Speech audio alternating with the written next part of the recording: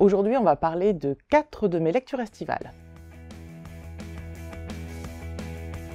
Bonjour, bienvenue dans cette nouvelle vidéo. Alors aujourd'hui, je vais vous parler de 4 livres que j'ai lus cet été. Et on va parler de quoi? On va parler de musique, on va parler de télé-réalité, on va parler de cinéma et on va parler de fantômes. Allez, c'est parti. Tous les matins du monde de Pascal Quignard est un livre, je pense, très connu, notamment parce qu'il a été adapté au cinéma il y a quelques années par Alain Corneau.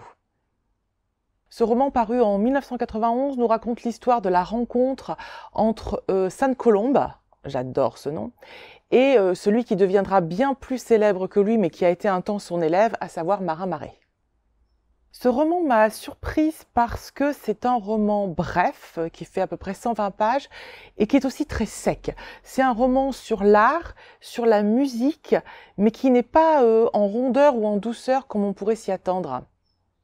À travers une écriture poétique et dépouillée, Pascal Quignard nous raconte et extrapole beaucoup parce qu'on n'en sait pas grand-chose, une rencontre ou une série de rencontres entre Sainte-Colombe et Marin Marais, deux personnalités très différentes. Sainte-Colombe n'est pas franchement drôle et il nous est décrit dans le roman comme obsessionnel de sa défunte femme. Et puis Marin Marais qui a l'air beaucoup plus léger, beaucoup plus sociable et qui deviendra ce fameux musicien qui est assez connu, notamment pour être joueur de viol de gambe. Ce qui est assez bien fait dans l'écriture de l'auteur, c'est d'avoir réussi à capter les sentiments forts entre les personnages. Donc déjà Sainte-Colombe avec son épouse, qui apparaît dans le roman sous forme de fantôme. Donc c'est vraiment assez étonnant parce que c'est un roman qui se veut réaliste, c'est pas un roman fantastique. Donc cette écriture-là est très bien faite et on voit très bien la relation qui a pu les unir. Et puis il y a aussi les sentiments ou l'absence de sentiments entre les personnages, notamment Sainte-Colombe avec ses filles, Marin Marais quand il entre dans leur vie, l'opposition des deux hommes, des deux musiciens en termes artistiques, et puis les relations de Marin Marais avec une des filles de Sainte-Colombe. J'allais dire Sainte-Catherine, mais pourquoi donc de Sainte-Colombe? Il faut dire que les deux hommes ont tout pour s'opposer. Sainte-Colombe, c'est pas un marrant, hein, il vit comme un ascète, il élève ses filles de façon assez drastique. Enfin, on sent que le mec, il est pas là pour s'amuser, il est pas resté dans l'histoire et pourtant apparemment il aurait écrit plein de très beaux morceaux, mais il aimait vivre en reclus, loin de la cour, ce qui était très mal vu à l'époque. Et Sainte-Beuve va choisir... Pardon, Sainte-Beuve. Ah, mais je suis partie très loin. Sainte-Beuve Alors non, pas du tout. Marin Marais, lui, choisit d'aller à la cour, va devenir musicien du roi et choisit vraiment une voie totalement différente. Et moi, je ne connaissais pas cette histoire. J'avais vu le film de Corneau, mais je veux dire, avant le film de Corneau, je ne connaissais pas du tout ce personnage de Sainte-Colombe. Et j'ai trouvé que c'était une bonne idée de retranscrire ce qui aurait pu être, ou ce qui a pu être, on ne sait pas très bien, la relation entre ces deux hommes. Après, même si Sainte-Colombe n'apparaît pas comme un personnage sympathique, ce qui est intéressant, c'est que Pascal Quignard en profite pour nous parler de la création et de l'art. Qu'on soit musicien, peintre ou je ne sais quel autre art, on a besoin de grands moments de solitude. Et ça vaut aussi pour les écrivains. On a besoin d'avoir des moments à soi. Je ne vais pas reprendre Une chambre à soi de Virginia Woolf, mais c'est vraiment ça. Et il y a une partie du roman qui est consacrée vraiment à cette idée que pour pouvoir créer, il faut avoir l'espace aussi bien physique que mental pour créer. Et ça, Pascal Quignard l'aborde très très bien. Après, c'est un roman qui pour moi a eu ses limites très vite, dans le sens où ça manque un peu de rondeur. Voilà, c'est assez sec, c'est bien écrit, mais parfois ça m'a semblé un peu désincarné. Et du coup, j'ai pas eu de coup de cœur pour ce roman. Je l'ai trouvé très beau, très bien écrit, très intéressant, j'ai appris des choses. Mais je peux pas avoir de coup de cœur sur un roman aussi un peu froid, un peu trop froid pour moi. Dans le livre Télé-réalité d'Aurélien Bélanger, je trouve qu'il y a une filiation avec un roman dont je vous avais parlé il y a quelques mois, Les enfants sont rois de Delphine de Vigan. Alors, Télé-réalité a été écrit avant Les enfants sont rois, mais moi je l'ai lu après. Mais peu importe le sens, puisqu'il n'y a pas de plagiat, de copie, c'est juste qu'on sent qu'on est dans l'esprit de regarder cette société qui nous régit à travers la télé ou les réseaux sociaux. Et c'est aussi pour ça que j'étais curieuse de lire le roman d'Aurélien Bélanger, parce que même si je le pensais anecdotique, j'étais intéressée pour voir son approche de la télé. Alors, c'est un roman étonnant dans le sens où Clairement, c'est annoncé comme un roman dans une collection romanesque. À la bibliothèque, il est rangé dans les romans. Et pourtant, à la lecture, on se rend vite compte qu'on est à la lisière. On flirte légèrement avec le documentaire. On sent qu'il y a mis beaucoup de réalité, mais il en a fait un roman. Ce qui donne une chose un petit peu hybride, un petit peu étonnante. Alors les deux protagonistes principaux qui existent vraiment, à savoir Stéphane Courby, qui est un grand producteur de télé français, un des plus grands, mais qui n'est pas fatalement le plus connu du grand public, et Arthur, que là pour le coup tout le monde connaît, ont des noms différents dans le roman.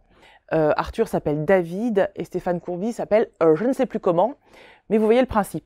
Et à l'opposé, tous les autres acteurs du roman, protagonistes du roman, ont leur vrai nom. C'est Léon Zitrone, c'est De Chavannes, c'est Nagui, c'est je sais pas tout qui. Voilà, donc c'est un côté vraiment perturbant. Alors quand vous commencez le roman, vous savez pas de qui on vous parle, puis alors vous checkez. Alors De Chavannes il est là, lui il est là, lui il est là, lui il est là, lui il est là. Donc le David c'est qui? Il y en a qu'un seul dont on n'a pas parlé, c'est Arthur. Donc le lecteur passe un peu son temps à compter les points, à se dire on en est où? Ah oui, donc lui c'est lui. Bon. Ce jeu de devinettes, je l'ai trouvé un peu sans intérêt. À partir du moment où il a nommé tous les gens, pourquoi est-ce qu'il n'a pas été jusqu'au bout et qu'il a dénommé, si je puis dire, Arthur et Stéphane Courby? Je ne sais pas. En tout cas, voilà, c'est peut-être pour permettre le titre de roman dessus, pour garder l'aspect romanesque, je ne sais pas. Ça, c'est la partie que j'ai le moins aimée. J'ai pas aimé jouer aux devinettes, en fait.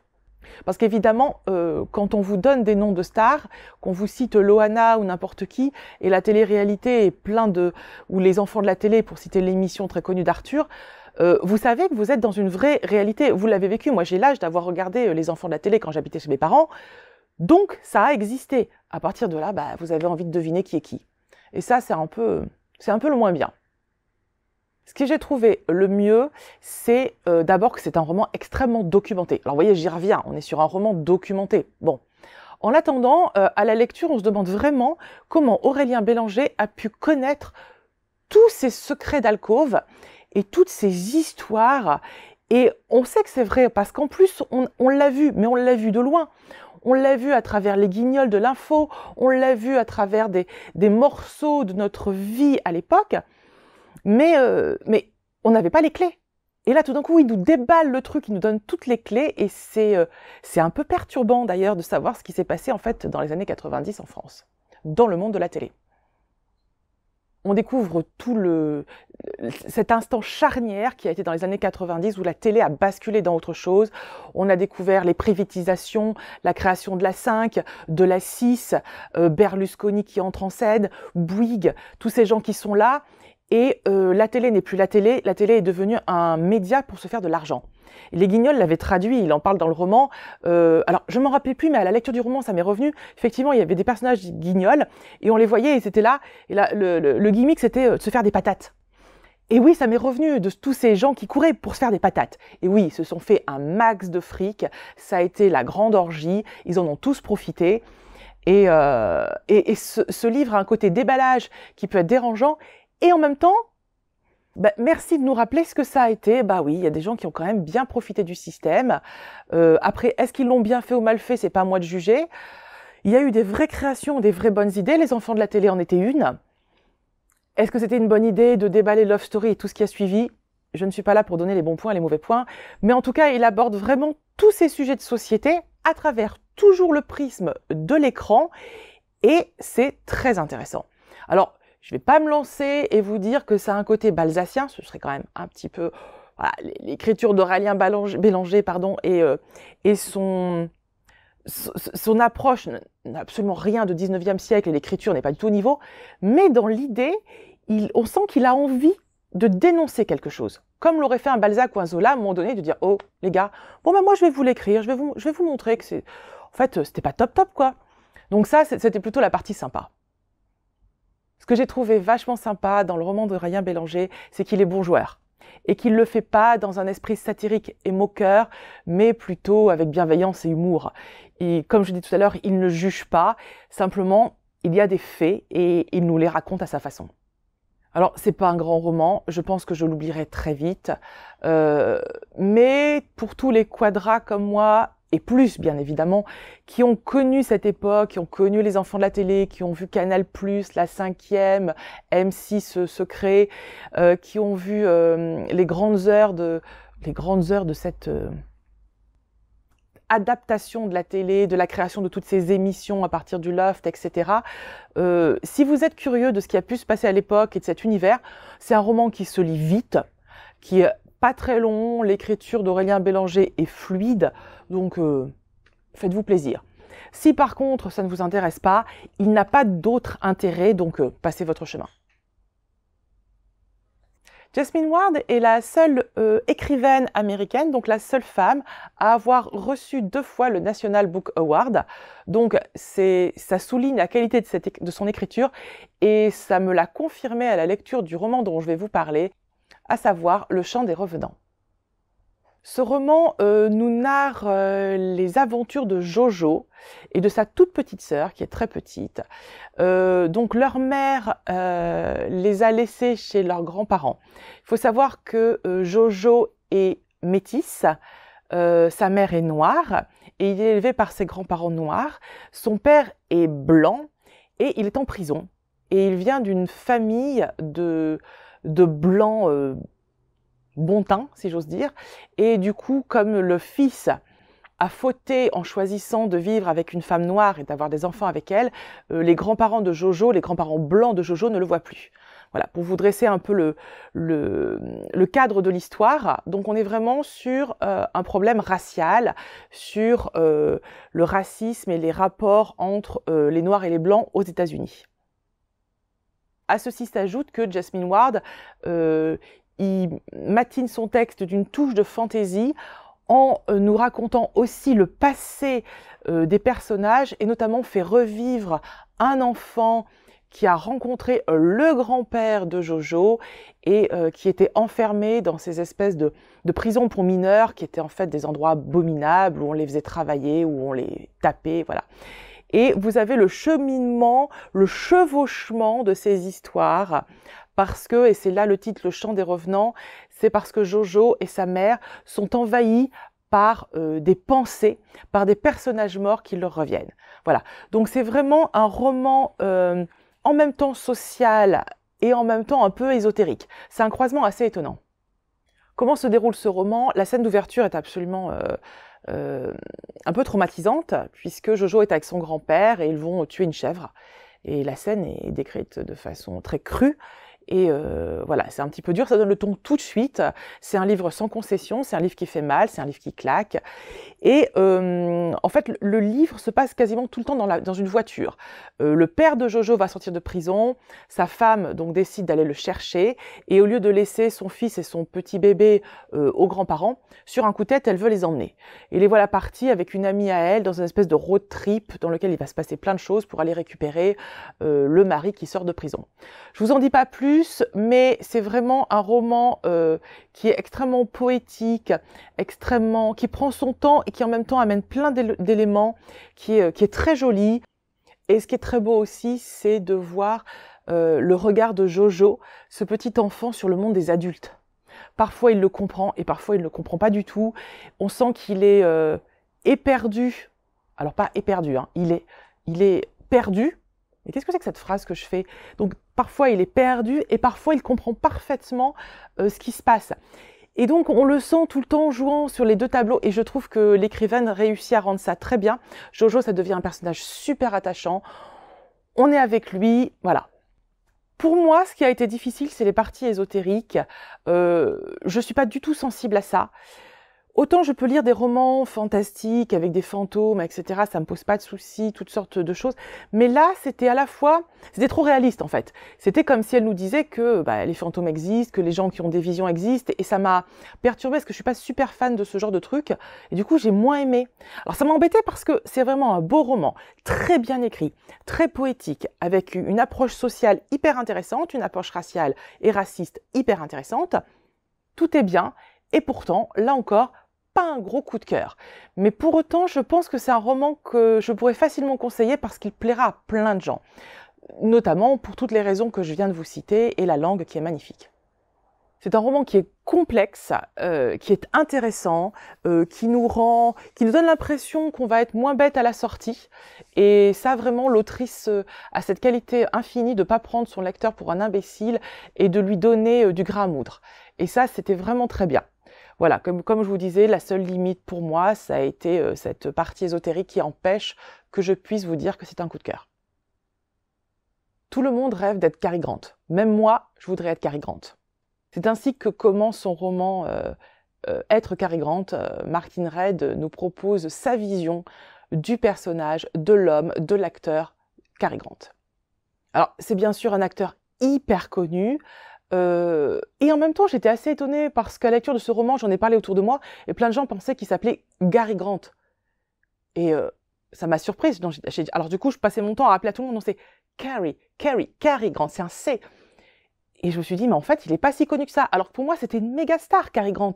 Alors c'est Gary Cooper et Cary Grant, s'il vous plaît. Mais bon, je pense que vous connaissez Cary Grant. Cary Grant, c'est le champion du monde du cinéma de l'âge d'or du cinéma plutôt, on va les mettre dans l'ordre. Et puis, c'est aussi un des acteurs préférés, chouchou d'Hitchcock. Il a joué dans plein de films d'Hitchcock. C'est aussi quelqu'un qui a fait beaucoup de comédies, qui a su jouer sur la palette de l'acteur vraiment plein de choses et qui était une star incontournable de l'époque. Cary Grant, il avait un physique incroyable. Je vais vous mettre quelques photos. Même si vous le connaissez, je pense que c'est quand même plaisir des yeux. Et de ce physique incroyable, derrière cette façade de beauté incroyable, il y avait un homme complexe. Et je pense que c'est ça qui intéressait Martin Reed quand elle a voulu écrire son livre. Alors c'est un livre court, c'est pas une biographie exhaustive, pas du tout. C'était plutôt l'idée de prendre des petits points pour nous emmener vers là où elle voulait, et c'est quelque chose que j'ai trouvé intéressant, à savoir que oui, à l'époque, c'était difficile pour les femmes, mais pas que pour les femmes. C'était aussi difficile pour certains hommes, et notamment pour un homme comme Cary Grant qui était homosexuel. Alors d'entrée de jeu, la vie de Cary Grant, ça démarre mal. Il est né à Bristol en Angleterre, son père se barre, et sa mère, on lui annonce qu'elle est morte. Donc super. Il découvrira des années plus tard, à l'époque il est adulte et déjà star à Hollywood, qu'en fait elle n'était pas morte. Ils l'ont juste envoyée dans un hôpital psychiatrique comme c'était la grande mode pendant très longtemps, que ce soit aux États-Unis, en France ou en Angleterre. Donc bon voilà. Donc un début de vie pas top, il n'a pas de frères et sœurs ou des demi-frères et des demi-sœurs, il est totalement isolé, il prend le bateau, il part aux États-Unis, il veut faire carrière. Et par le truchement de plein de choses, il rencontre quelqu'un et un homme. Et tous les deux, ils vont vivre la grande aventure d'Hollywood. Ils démarrent cette aventure ensemble. Ils sont colocataires. Et l'autre, dont j'ai oublié le nom, n'aura pas une très grande carrière. Cary Grant va exploser. Et à partir de là, va être obligé de gommer ce qu'il est. Et la grande force du livre de Martin Reed, c'est de décrire comment petit à petit, on annihile totalement qui on est. Alors, on commence par changer de nom. Il s'appelle pas Cary Grant, mais Archie Leach. Archibald Leach. Bon, le truc, on lui dit non, trop connoté, machin, on vire. Ensuite, on va tout petit peu de chirurgie esthétique. Il est magnifique, mais on va légèrement améliorer ça. Et petit à petit, on va lui demander de rentrer dans un moule. Il doit aimer les femmes, il doit se positionner comme ça, il doit faire comme ça. Et même si le livre de Martin Reed n'a pas d'ambition particulière, c'est pas un grand livre, il aborde un peu la même thématique qu'un très grand livre, à savoir Blonde de Joyce Carol Oates, qui abordait ça, alors pour le coup de façon incroyable, extrêmement forte, très intelligente, le destin de Marilyn Monroe. Et c'est des gens, on pense souvent que les femmes, les actrices ont beaucoup souffert, mais les acteurs aussi, parce qu'on n'avait pas le droit à la différence. Le premier acteur noir qui a vraiment explosé, c'était Sidney Poitier, et ça a mis longtemps. Pendant très très longtemps, il fallait être blond, il fallait être hétéro, il fallait être blanc, enfin, c'était vraiment des clichés à n'en plus finir. Et j'ai trouvé cette approche très intéressante. Et moi qui adore le cinéma de cette époque et qui connais très bien les films avec Cary Grant parce que j'en ai vu un paquet, je connaissais son histoire un petit peu. Je savais qu'il avait été marié 5 fois. On sentait une instabilité chez lui absolument incroyable. J'avais lu de ci, de là, les mots comme bisexualité. On n'osait pas prononcer le mot qui fâche, à savoir juste qu'il aime les hommes. Et elle le fait très bien. Et j'ai trouvé que c'était une bonne approche, et en tout cas de remettre à la sauce de nos jours ce qui a pu être fait à l'époque, à savoir demander aux acteurs d'annihiler totalement leur personnalité.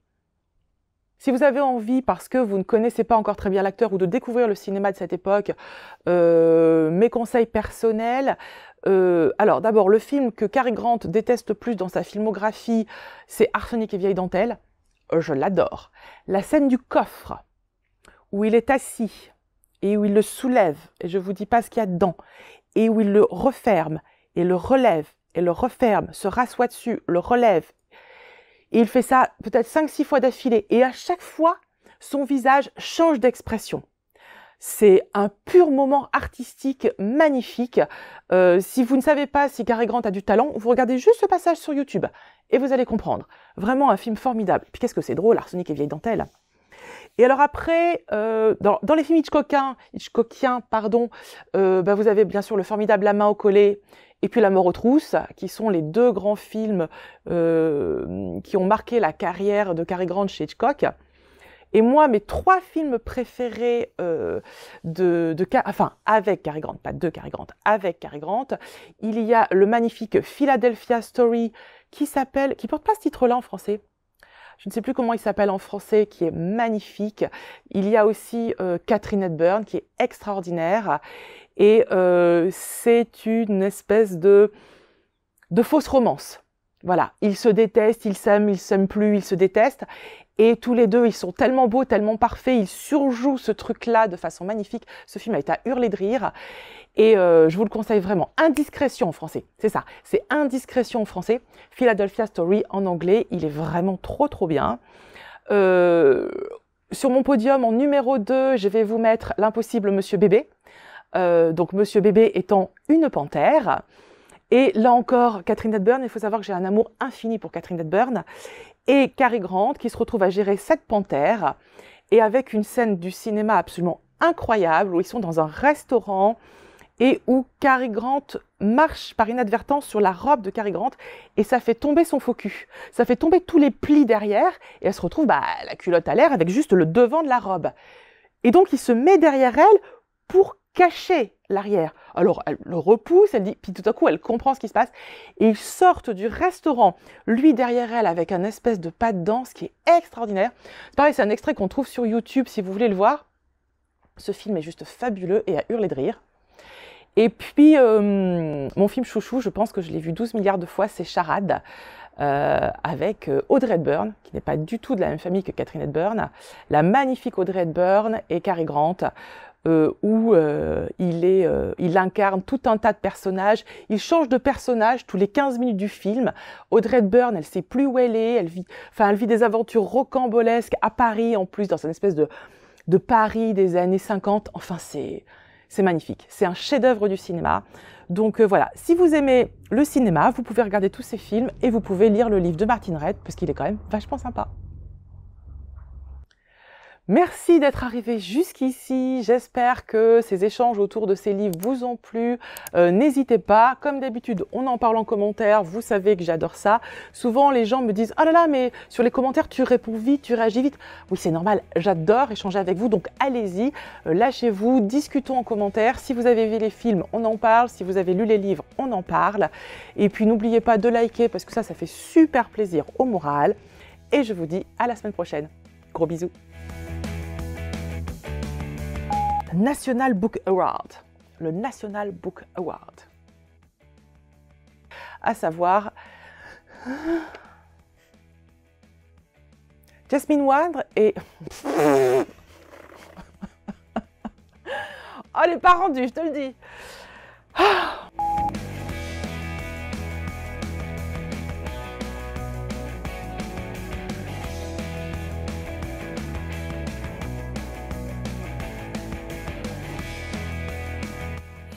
National Book